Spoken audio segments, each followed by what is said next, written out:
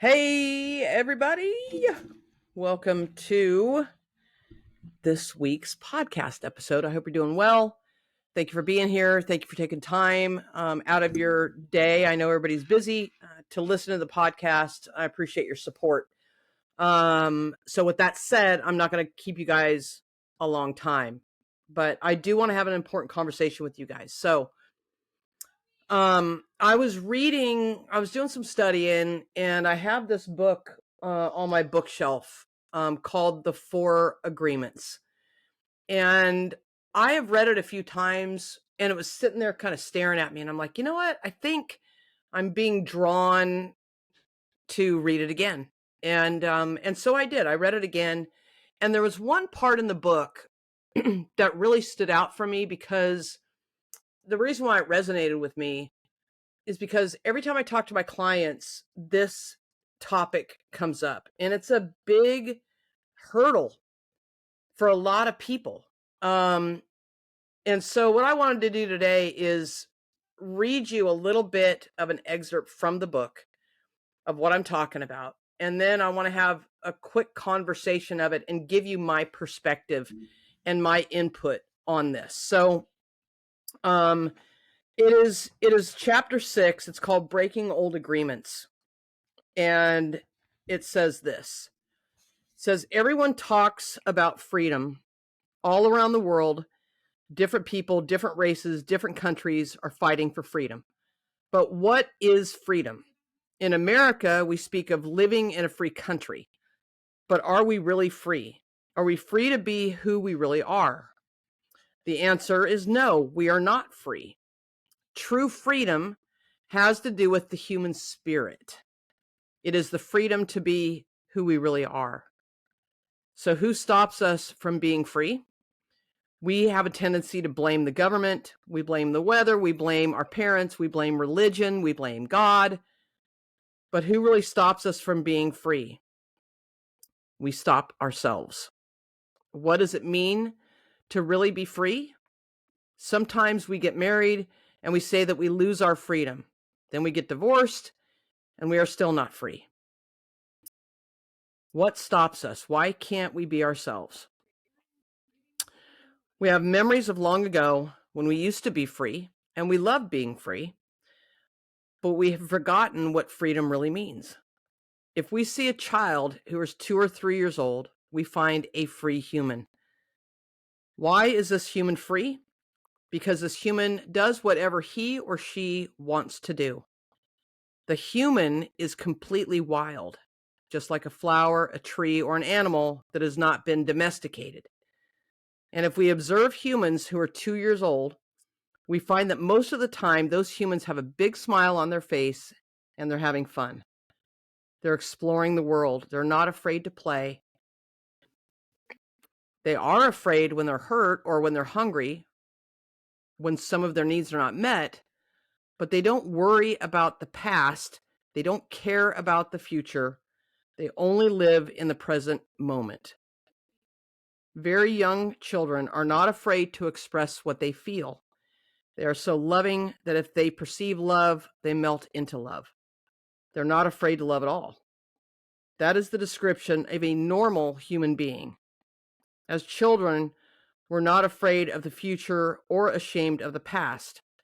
Our normal human tendency is to enjoy life, to play, to explore, to be happy, and to love.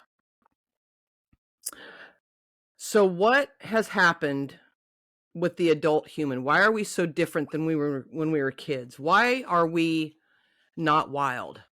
And the answer is because of our belief systems don't allow us to be who we really are. Once our minds have been programmed with all that garbage, we are no longer happy.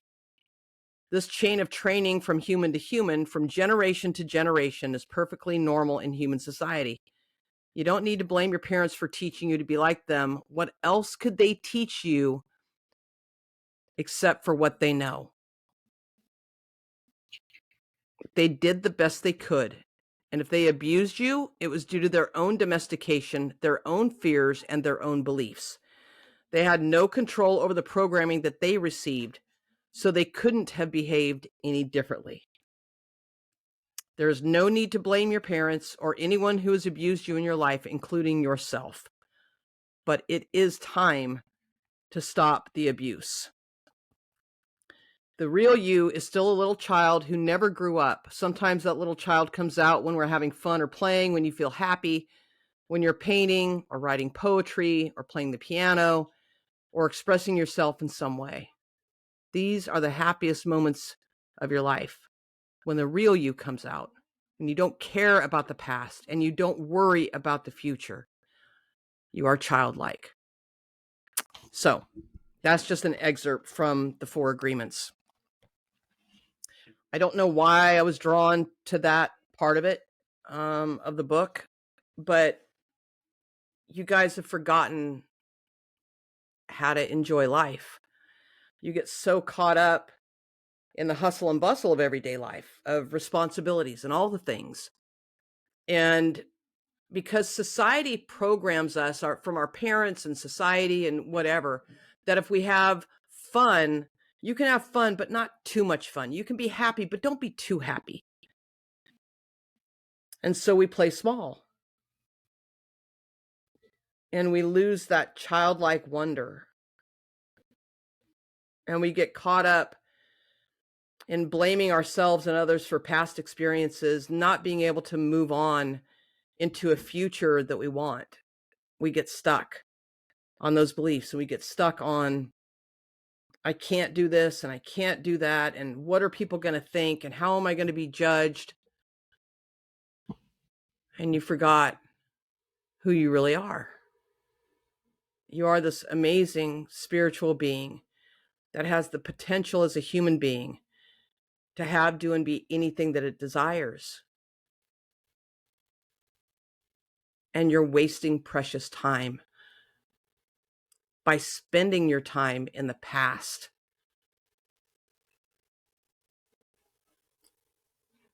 I have an hourglass on my desk as a reminder that we live on a linear planet where there is time and space. And time is ticking. And this is my constant reminder that at every second that I'm not doing things that make me happy, I'm wasting time. You can't get this back. I'm not saying that we don't have responsibilities. I'm not saying that there aren't times when we have to do things that we're not thrilled with doing. We are adults and we do have responsibilities. But don't let that take up all of your time.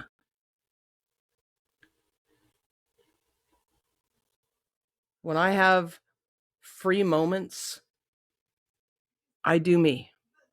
I find the things that make me happy. I go for a walk. I'll sit outside at night in a chair and look up at the sky and see the stars and wonder what's out there. And that brings me happiness. Just a sense of wonder, like when I was a kid again. So, time is your most precious commodity on this planet. And it's a shame to waste those precious moments beating yourself up for past decisions or holding a grudge against someone that has done you wrong or hurt you or abused you or treated you like crap or whatever it might be. It's a waste of time to sit here and just focus on the future, because the future doesn't exist. It's a human perception of time, but it doesn't exist. The future doesn't exist. The only thing, the past doesn't exist anymore unless you bring it up and bring it back to life in your mind, and then your body has a physical reaction to it like it's happening all over again. So the only thing that truly exists is the moment. And what are you doing? What are you doing with each little grain of sand of moments? What are you doing with the moments? This is why 95, I'm not going to go 100%, because I do have responsibilities and I do care about a lot of people. But 95% of the time, I'm putting the middle finger in the air and I'm saying, I'm doing what the fuck I want to do, when I want to do it, and with who I want to do it.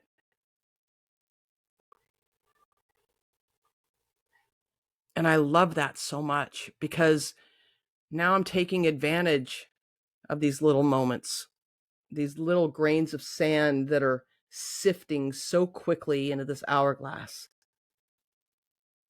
I want to enjoy every one of these moments, because there's going to be a time where I don't exist anymore as a human being. I'm going to go back to the form of which I came from, which is spiritual energy, vibration, and frequency, another level of consciousness. And I'm going to go back to that. And I may decide to do it all again, or I may decide a different experience, or I may just decide to hang out. I don't know. We'll see when I get there. I'm actually excited about that, to see what that holds for me. But right now, in this lifetime, with this gift that I've been given of free will to decide what I want to do, when I want to do it, and who I want to do it with, I get to decide in every moment if I'm going to go to the past and make myself feel like shit, or if I'm going to think about the future and say it hasn't happened yet and get so absorbed in the what, when, where, how, who, why hasn't it come yet? Why isn't it happening yet? And go and live in fear. I don't want to do any of that stuff. I literally want to stay in the moment as much as I possibly can. I ground myself all the time. I remind myself to stay in the moment. I'm not saying that I don't have the tendencies to go back to the past and try to predict the future, because I do, just like you guys do. But I snap out of it a lot faster than the normal human being.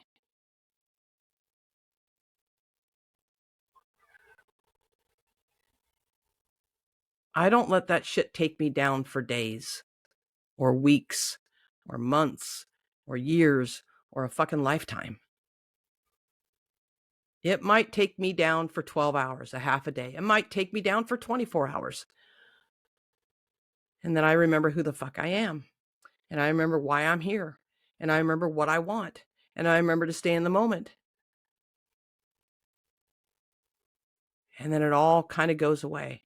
And the self-talk goes from, you're never going to amount to anything, you're not good enough, you're not worthy enough. It goes from all of that conversation to one of,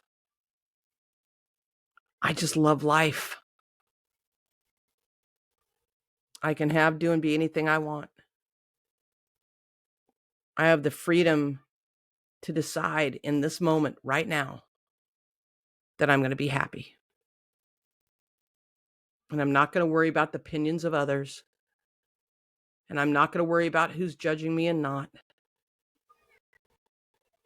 You know, the world is full of a lot of hatred, unfortunately. I don't experience it that much because I've created a reality where I don't want to experience it. So I've been able to attract the people, places, events, and circumstances in my life that show me nothing but love instead of hatred. But every once in a while, one will squeak through the crack and try to say something to like be a mind fuck. Every once in a while. I'll give you an example. You guys will probably laugh at this. I cannot tell you, there's probably been, I could probably count them on both hands, right? How many times I've got 300 and almost 60,000 followers on TikTok. We're pushing 400,000, which is amazing. So if you guys are following me on TikTok, thank you guys. Thank you. I love you for the support.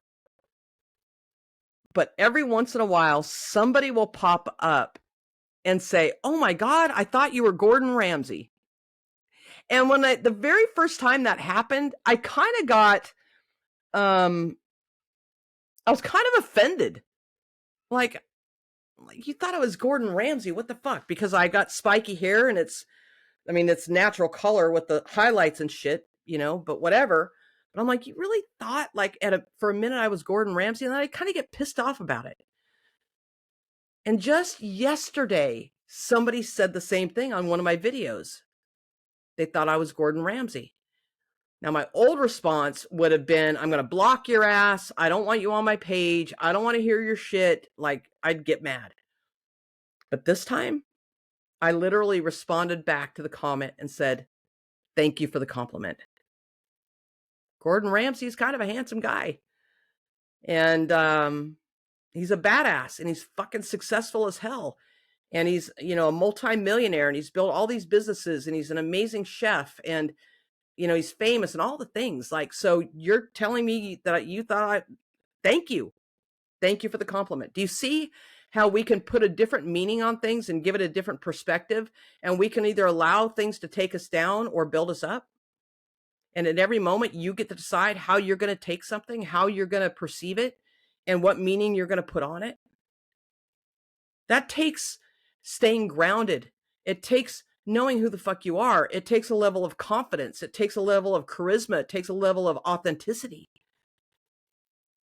And a lot of people are missing those things.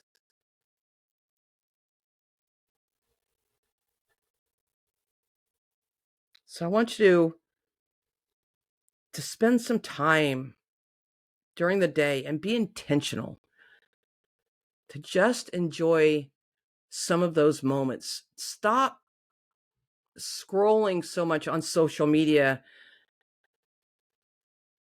dealing with negativity or hatred or chaos or drama.